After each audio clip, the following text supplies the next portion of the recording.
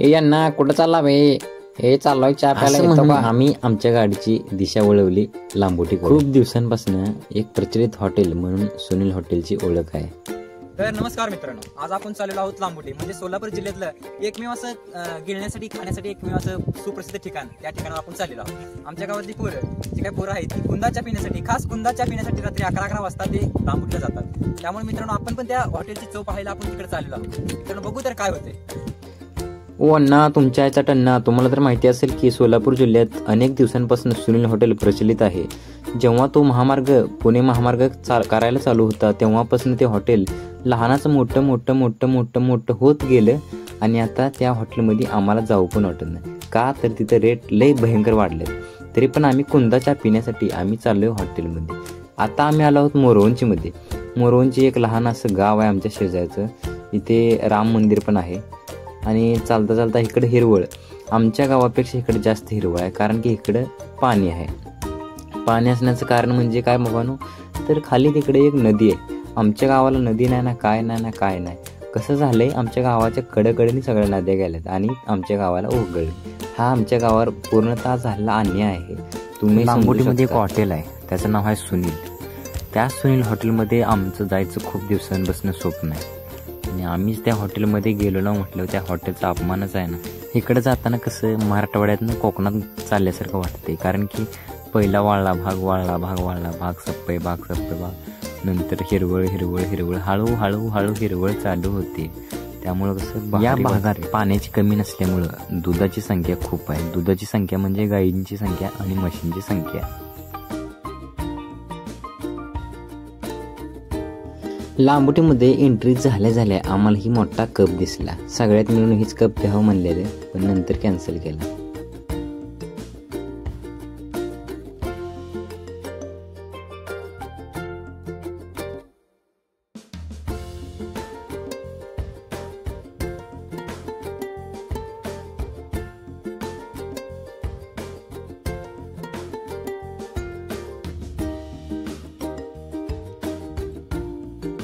नादा पुढं सगळं बाद. तुम्हाला तर गाडी बघून कळलंच असेल.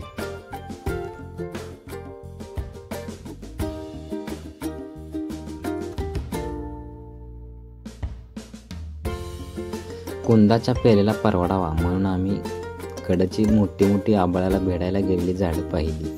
आमच्या गावातली पोरं काय कुठे गेल्यावर सुधरत नाही. ती बघा कशी झोका खेळायला. बघा, तुम्हीच बघा. प्रत्येक गोष्टीत जीवनात आनंद घ्यावा हे आमच्या मित्रांकडनं कळतं. आम्ही लहान होतो तेव्हा हे असलं नव्हतं आणि आता मोठं झालो तर असलं आहे, पण ह्यात जाऊ देत नाही. अशा अनेक बिझनेस आयडिया आमच्या डोक्यात असतात, पण आम्ही कोणाला सांगत नाही. ही बाळ माझ्यासमोर ह्या असं दाव्यावर वर चढायला पडल बिडल माझ्यावर नावी लिहून मी इथनं उठून लांब बसलो. तरी पण त्यानं ऐकलं नाही. तो वर गेलाच. आणि ते पण माझा विचार होता, आता पावसाळा चालू झाला आहे, पावसाळ्यामध्ये काय होतंय, जनावर बांधायला दावी नसतात, मग ते हातल्या दावं सोडून ह्या माझा विचार होता. पण म्हणलं असं वर चढायला लागतंय. मला लहानपणापासून सवय आहे काय ना काय नवीन शोध लावायचे. तर नमस्कार मित्रांनो, सगळेजण वरनं खाली येतात आणि आमचा गोपाळ खालून वर चाललाय.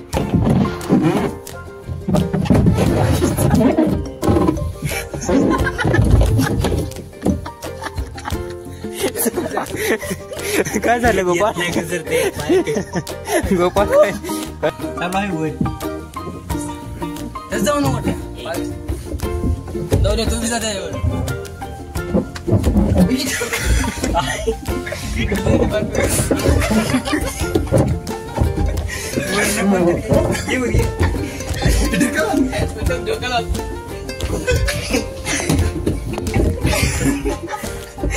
तर नमस्कार मित्रांनो, मिशन कम्प्लीट होत आहे.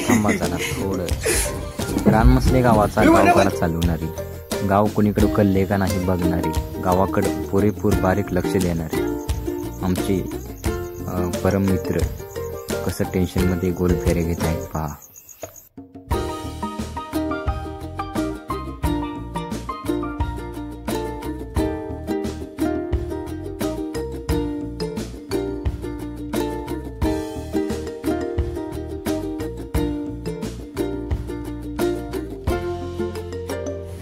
नमस्कार, आम्ही शेवटी वर आलेलो आहोत.